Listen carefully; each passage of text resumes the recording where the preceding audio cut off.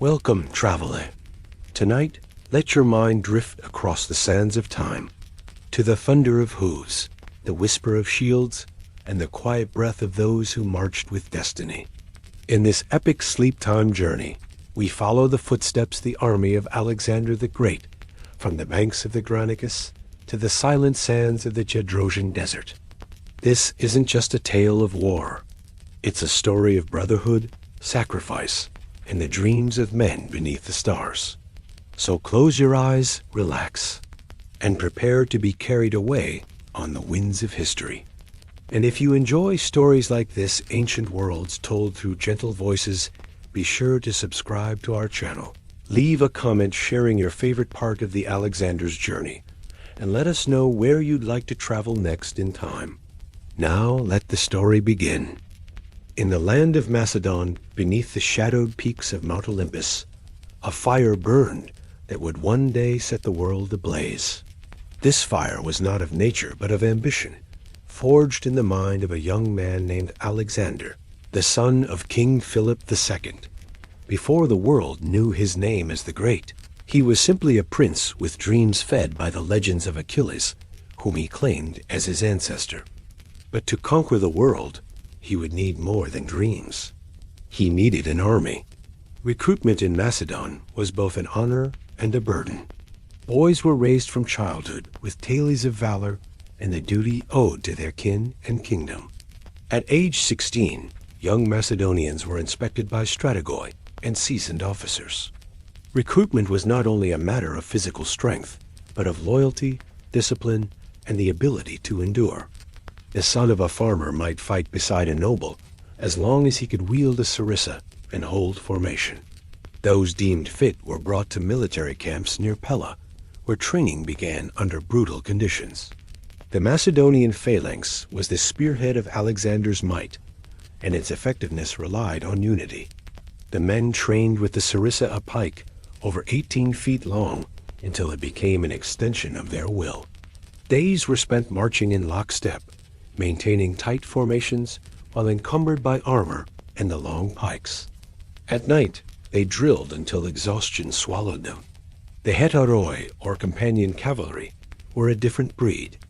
Drawn from Macedonian nobility, they trained as horsemen and strategists.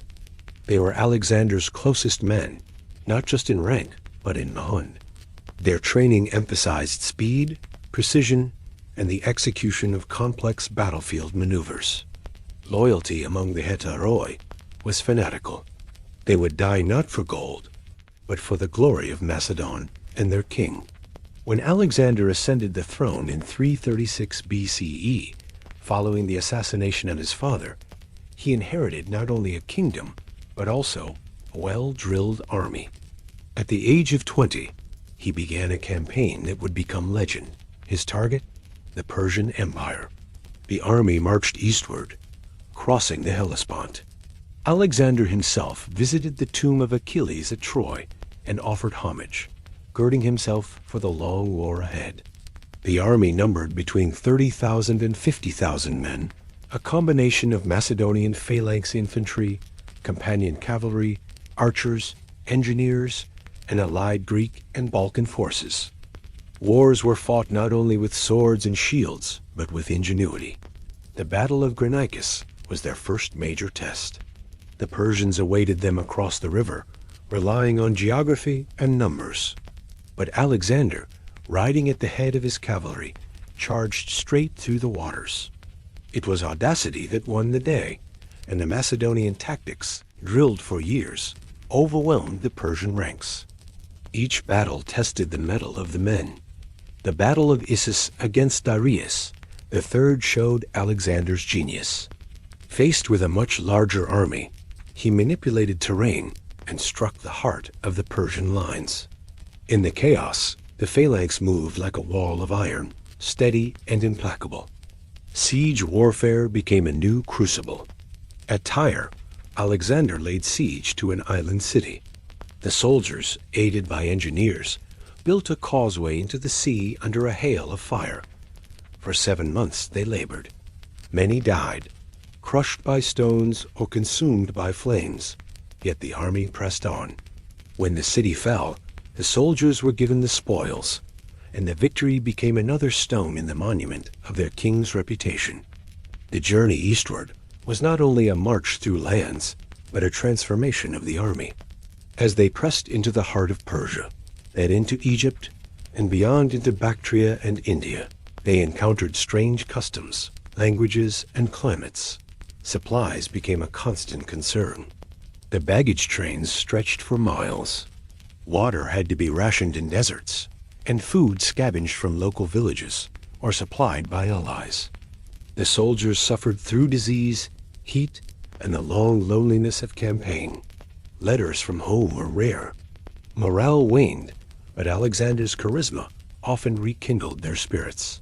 In India, they faced the elephants of King Porus at the Battle of the Hydaspes. The beasts terrified the horses, and the men struggled to hold the line. Yet, with tactical brilliance, Alexander outflanked the Indian forces, and his men adjusted quickly, surrounding and capturing Porus. Rather than punish him, Alexander made Porus a satrap, impressing his men with his magnanimity.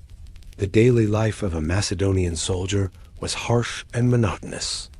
They rose with the sun, drilled with their units, ate coarse bread and dried meat, and marched under heavy loads. Their bodies bore the marks of long marches, scars from battles, and illnesses from strange lands. When not fighting, they gambled, drank, and swapped tales of home and past victories. They shared everything: tents, meals, and wounds. Brotherhood forged in blood became the glue of the army.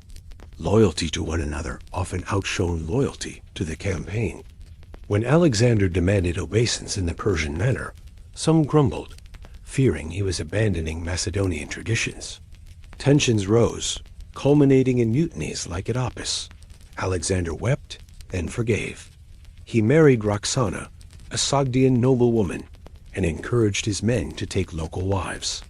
Over 10,000 soldiers married Persian women in a mass ceremony at Susa. Though some saw it as cultural betrayal, others embraced their new families. After 8 years of campaigning, the army reached the banks of the Hyphasis River. Beyond lay lands uncharted even to Alexander, but the men refused to go farther. They had marched over 10,000 miles, fought countless battles, and buried too many friends. They demanded to return. Alexander relented, though he burned with unquenched desire for conquest. Their return was no easy march. Across the Gedrosian desert, they suffered immensely. Men died of thirst and exhaustion. The army shrank as the sand swallowed them. When they returned to Babylon, the army was changed. They were not merely Macedonians anymore. They were the sons of a world empire, hardened and weary. Alexander, only 32, died shortly after. Many say it was fever. Others whisper poison. The army of Alexander disbanded, but its legacy endured. Its veterans became satraps, mercenaries, founders of cities. The Hellenistic world was born on their shoulders. The phalanx formations became legend, the siege of Tyre a masterclass in warfare. The companion cavalry became a model for future generals. But perhaps the most enduring legacy was the spirit of those men who marched with Alexander through fire, desert, jungle, and myth, their story whispered in the wind, echoing through time. They were not just soldiers.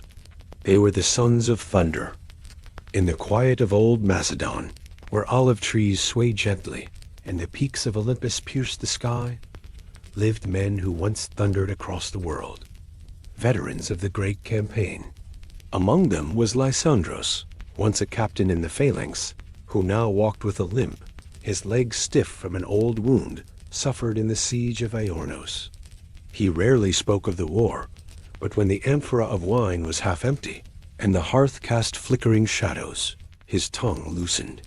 Children of the village would gather by the fire, wide-eyed as he told stories not found in scrolls, of comrades who sang before battle, of a Bactrian storm that swallowed a detachment whole, of an elephant that knelt before a dying soldier.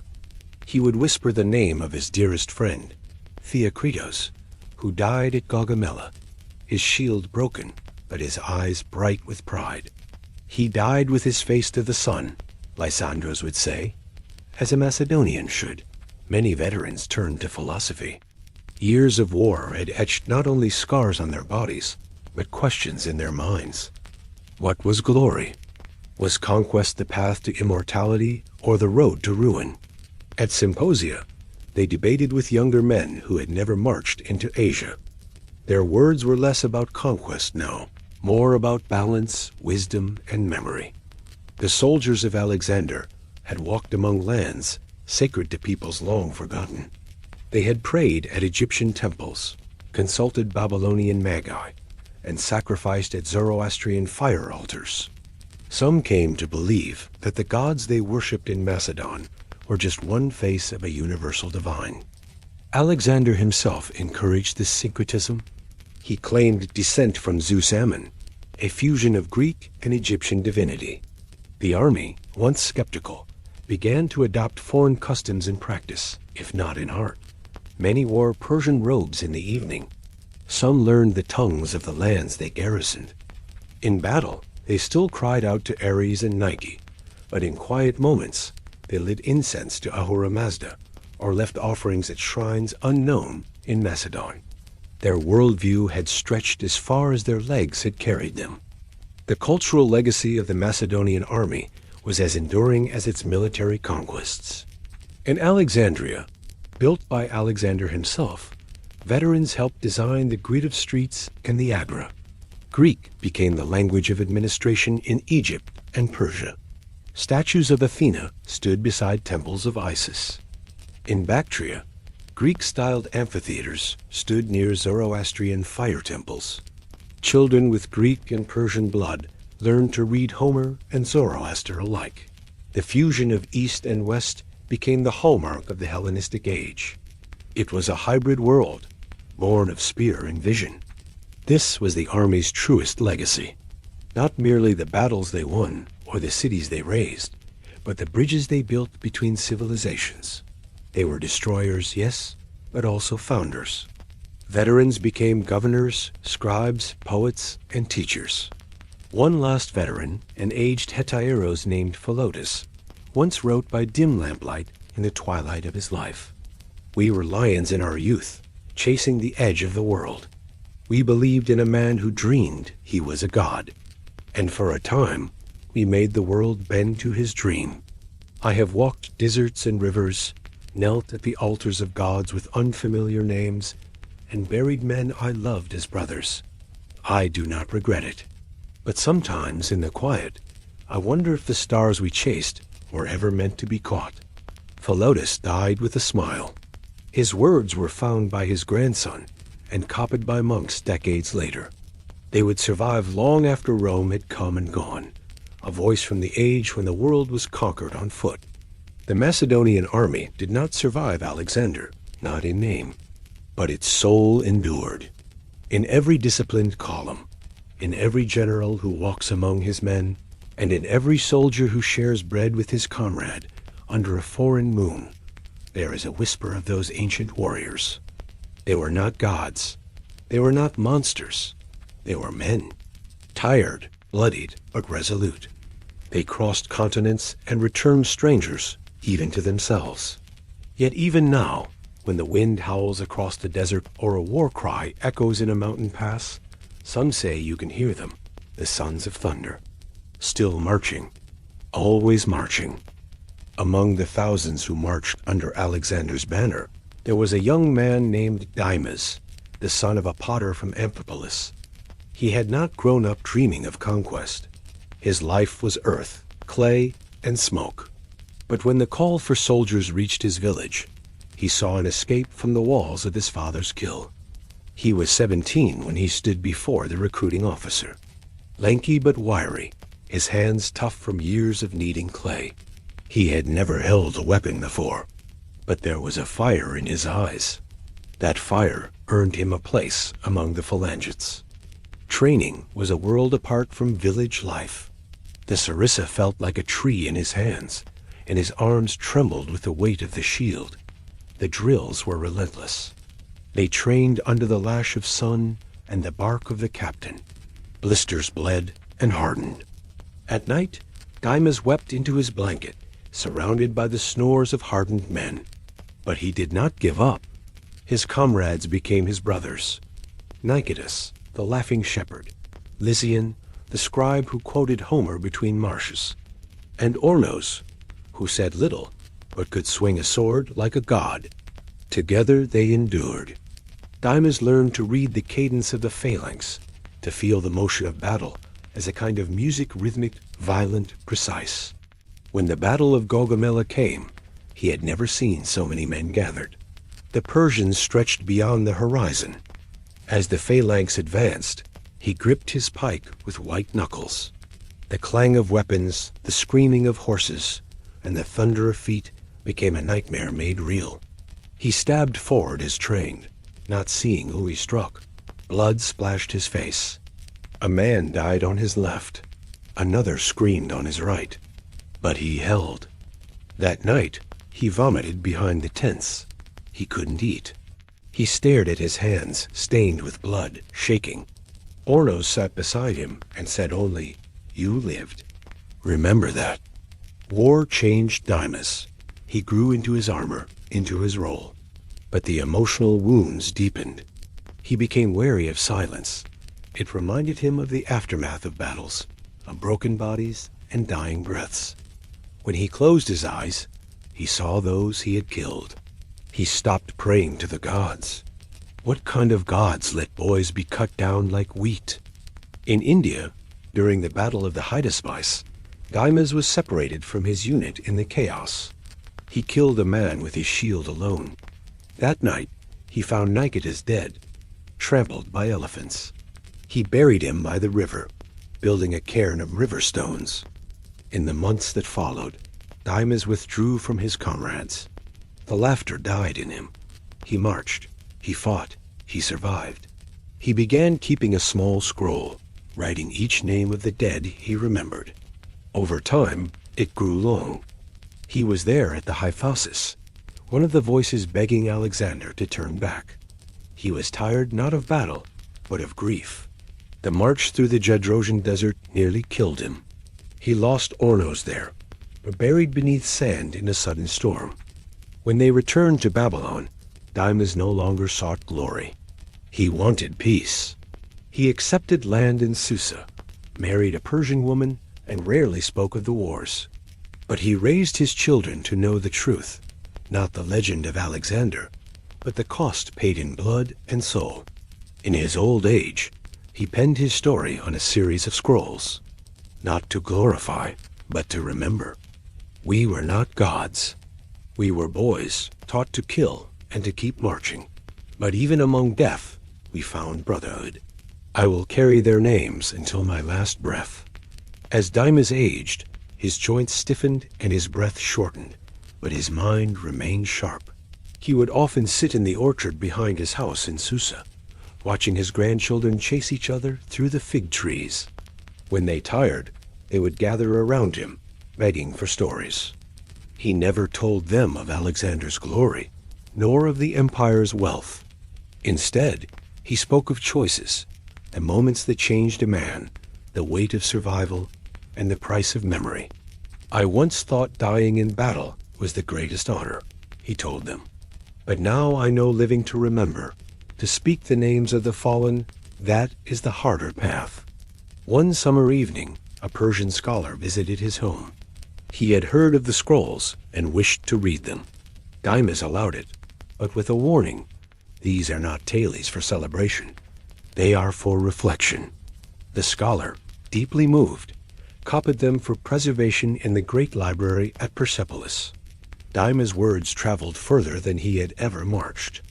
In his final days, Dymas asked to be buried with the scroll beneath the shade of the oldest fig tree in the orchard.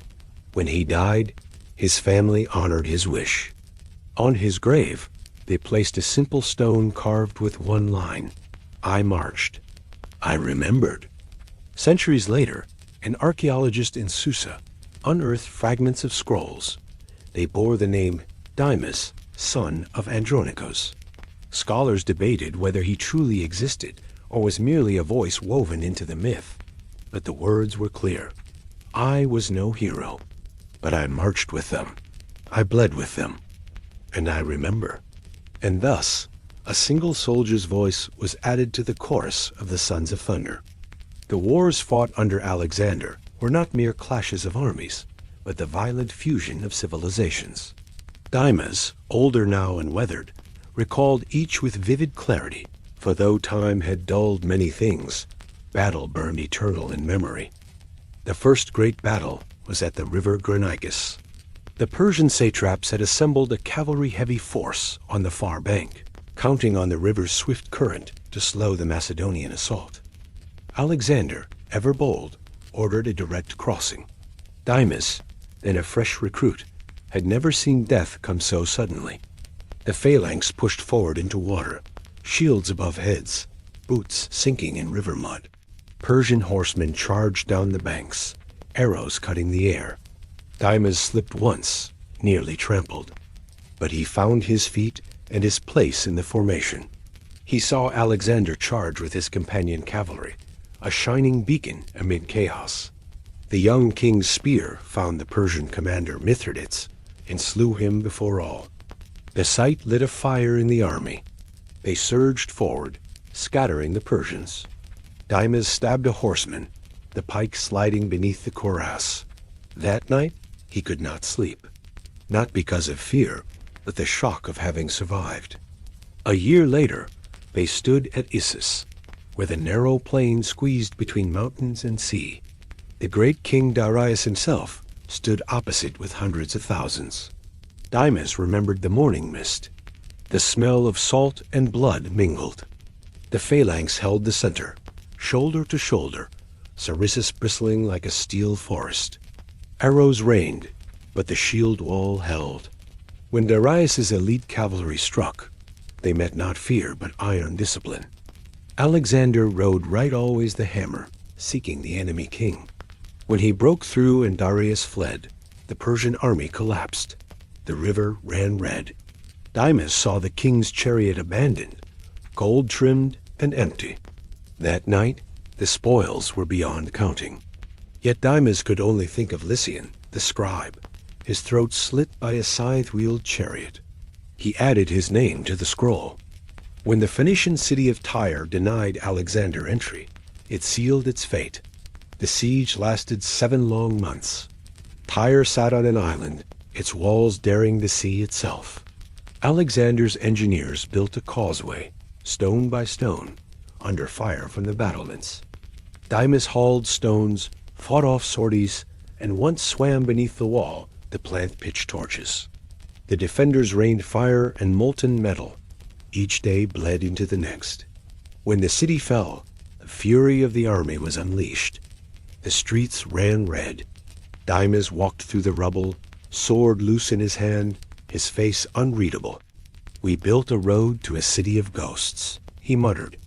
The decisive battle, Gaugamela, a plain chosen by Darius for his massive advantage chariots, elephants, and infantry beyond counting. Alexander rode along the lines, his white plumes unmistakable. The phalanx advanced with perfect rhythm. Dymas fought at the center, heart pounding as Persian chariots charged. But the ranks parted like water. Men with axes severed horses' legs. Javelins flew. The chariots failed. Alexander spotted Darius and led a cavalry charge, so furious it split the Persian host. Darius fled again. The Macedonian wings crushed the Persian flanks. Afterward, Dymas stood on the battlefield amid the corpses of kings' dreams. He had not counted the men he killed, only the brothers he lost.